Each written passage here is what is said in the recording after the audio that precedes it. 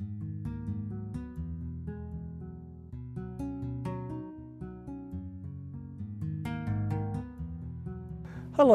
and welcome. I'm Roger Clarkson. A few days ago, I came across a very interesting Afghan proverb, which stated that if you think you're leading and no one's following you, then you're simply out taking a walk. As an executive coach, I often do come across people in organizations who are simply taking a walk, but we can fix that problem. What this video is attempting to do is to explain the difference between leadership and managing. Often we'll find that these words are used interchangeably. Now, from my perspective, management is all about allocating effectively the resources in order to complete a project on time, on schedule, to the standards that are requested. The focus is very much executional in nature. A leader is really focused more on getting people engaged, getting them excited about a vision. We're talking here about the softer skills, the people's management skills, the relationship building skills, and the motivation skills. We want them to buy in, because what we want to do is help you understand how best to get people to want to work with you, not for you. Warren Bennis, one of the original thought leaders on leadership, in his book on becoming a leader, has some excellent examples comparing the differences between management and leadership. Managers administer, leaders innovate. Managers maintain, leaders develop. Managers have a short-term view, leaders have a long-range view. Managers focus on systems and structures, leaders focus on people. Managers do things right, leaders do the right things.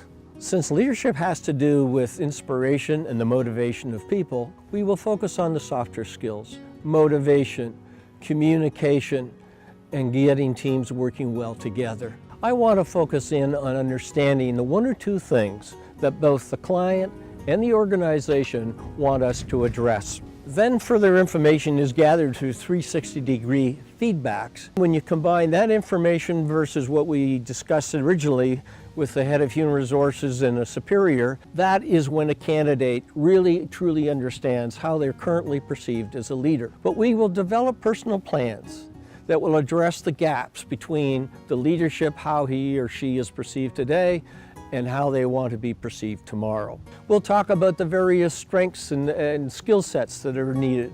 We'll talk about the areas that they are soft and struggling with. We then develop a leadership development plan that directly addresses the issues and opportunities outlined. For each plan element, we set specific objectives, we finalize how success will be measured, and we set specific metrics from a timing and deliverables point of view. It's all about giving you a formal plan that you can implement and that you can track your own progress. As a coach, I always ensure that the desired leadership brand profile is consistent with the executive and that is authentically a good representation of that person. The client will then go about and select keywords and phrases and put them together into a brand positioning statement.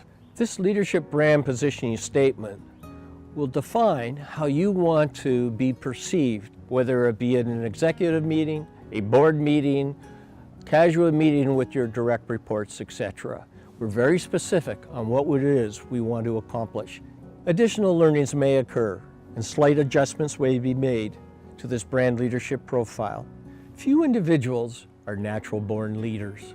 Leadership is about learning new skills, new attitudes, and having new beliefs.